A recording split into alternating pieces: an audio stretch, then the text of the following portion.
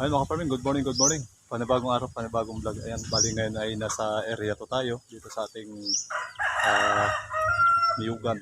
Bali dito sa ating mga alagang baka. Ayan, bali ngayon ay mag-update lang tayo sa ating mga ginawa dito sa ating area 2. At ngayon mga farming ay sinabayan na rin natin ang pag-harvest ng niyog ngayong umaga. Ayan, Webes. Ayan mga farming.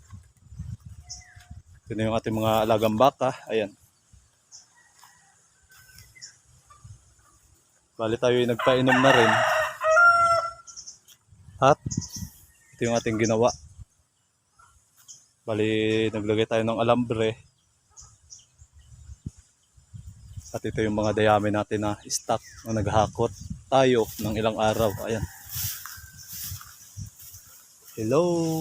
Ayan ating mga baby cow. Ayan.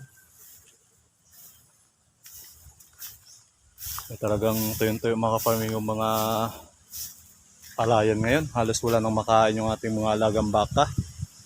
Kaya ginawa natin ngayon ay kinuna na natin maka-farming ng dayami. Bali naghahakot tayo. Ayan, yung mga dayami na nahahakot natin. Bali hindi na natin ito maka-farm ibababa sa malawakang palayan. Dahil tuyo-tuyo na rin mga ka-farming yung ating malawakang palayan. Gawa ng state calamity tayo ngayon. Ang bayan ng Mansale at ang Bulalakaw. Kaya yun ay talagang wala tayong magagawa sa panahon. Talagang napakahaba mga ka-farming yung tag-init. Kaya kawawa yung mga alaga natin dito. At dito sa ibang karatig natin gawa ng yun nga yung panahon natin. Ay talagang napakainit, napakatindi ang init. Kaya ginagawa natin ay sinusuporta natin mga farming ng tubig. Ito yung kanilang kailangan. Tuyo yung damo. Ang mahalaga ay may stock tayong tubig. Lagi natin pinapainom.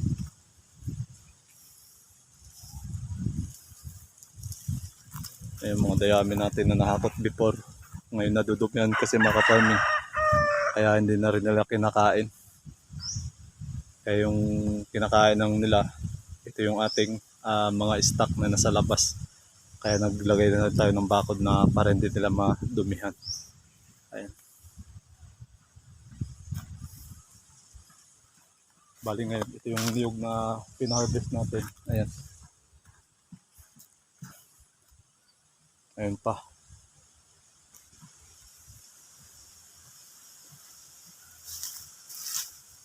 Siguro mga farming yung niyog natin ngayon ay kaunti lang siguro ang makukuha. Gawa ng napakalawak mga ka-farming yung tag-init ngayon. Tsaka hindi pa tayo tapos maglinis dito. Ayan, another na naman tayong paglilinis. Gawa ng ang daming dumi, ang daming kalat. Ayan, kung napansin nyo yung mga kalat natin before. Ayan. Napaka lawak ng ating lilinisan.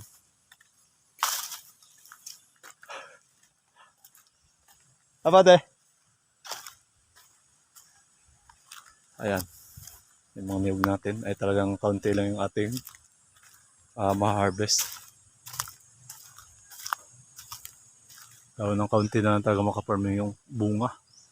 Napakalawak ngayon yung ating tag-init. Ayan. Baka na si Bade. Ito nga pala mga kaparming ay kapatid ni Bade Ariel. Ayan. Si Bade Ariel ngayon ay wala rito. Baka nasa ibang area siya umakyat. Ayan.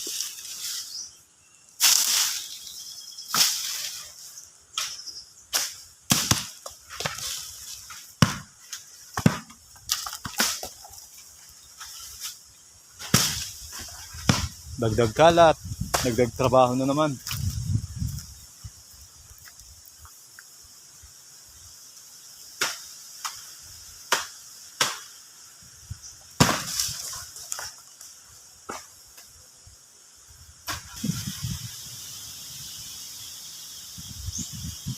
Talagang kaunti lang mga farming yung kanyang naging bunga, naging tuyo. Ayan yung mga tuyo natin, no?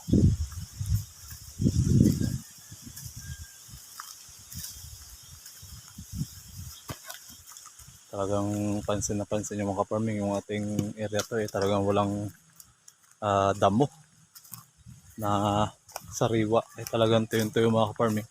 Umulan man, pero hindi siya ganun kalakas. Talagang sa ibang lugar ay nalakas na mga farming yung ulan, pero dito sa atin ay tagtuyot. Kaya ang Oriental Mindoro ay nasa state of calamity. Itong bayan ng Bulalakaw tsaka Mansalay. Ayan.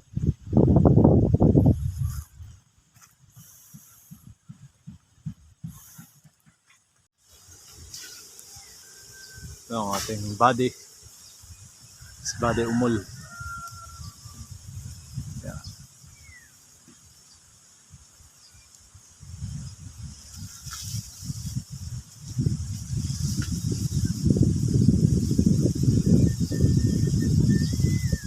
Ilang buwig lang mga kapaming nakukuha sa isang puno. Parang pinakamataas ay 2. Gawa ng mga kapaming ay talagang walang bunga-bunga o walang kagulang-gulang yung ating mga niyog. Gawa ng tagtuyo talaga ang ating panahon ngayon. Ito yung mga kapaming yung isang buwig kung may laman or kalog na. Ayan. Ayan, wala. Bale, bababa na siya.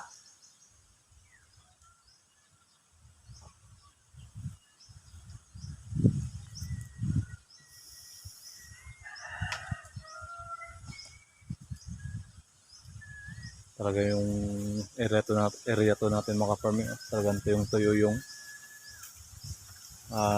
lugar natin. Talagang wala kayong makitang green ang kulay. May mapansin man kayong green mga farming ay hindi man yung kinakain ng baka. Tsaka hindi isang uri ng damo. Ayan.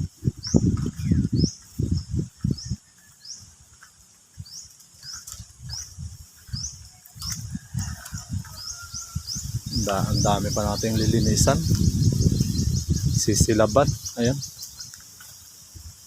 Ginagawa natin ay talagang nagtsatsaga na lang tayo. Ayan. Ito na lang yung ating magagawa. Kung walang tsaga rin talaga mga farming ay hindi rin matatapos at wala rin tayong nilaga. Hindi natin gagawin. Ayan. Kaya ang buhay talaga sa probinsya, ganun. Paikot-ikot na lang. Kaya tsaga-tsaga lang talaga ang buhay.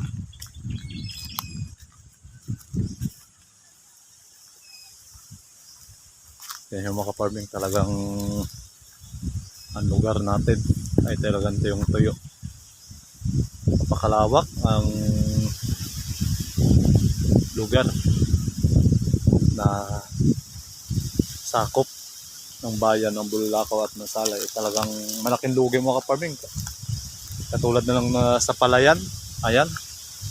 Kung nakikita nyo sa ng ABS-CBN at Channel 7 ay talagang kitang-kita ko yung balita sa drone. Na-drone nila yung bayan ng Bulalakaw at bayan ng Mansalay ay talagang napakalawak ang tagtuyot. Ayan. Talagang hirap na hirap. Bali, ngayon ka-farming ay hindi ko alam kung matatapos ngayong araw ng Huwebes yung kanilang pag-akit tsaka pagbalat. Bali, malalaman natin or sa susunod na vlog natin. Tsaka mga ka-farming, hindi ko na ipapakita yung ating kikitain dito, pero sa palagay ko ay malit na ating kikitain. Gawa ng sa panahon nga. Gawa ng yun, talagang kaunti lang yung makukuha ng niyog tsaka mahina yung bunga gawa ng tag-init sa lugar natin. Ayun. Kung ilan man ang ating maani, ayun, salamat at malaking tulong na rin ito kung magkano yung ating kikitain dito sa niyog. Napambili na rin tayong maintenance ni nanay, tsaka ulam. Ayan. Bali ang oras natin ay 11:40 ng patanghali na ito mga farming. Ayan. Ano mol? Pauwi na ako. So, kaya na kayo mga alaga ko ha. Tsaga-tsaga lang muna. Yan. Nagipon-ipon na sila rito sa kawayan.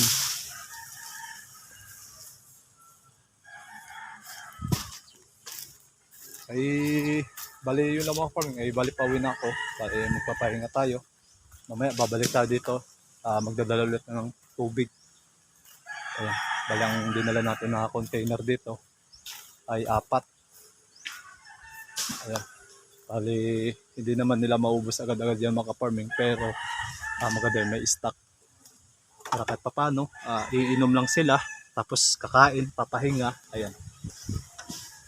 Bali tayo pauwi na. Ayan, mga container natin. 4 na baso. Ayan mga farming. Yun lang. Na-update ko lang kayo sa ating area to dito sa niyugan ng lolo ko. Na ngayon ay yung mga ginawa natin. Nagpa-harvest tayo ng niyog, tapos ayun.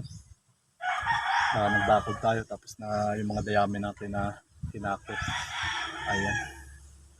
Bali, hello mga farming. Happy farming. Bye-bye. Thank you.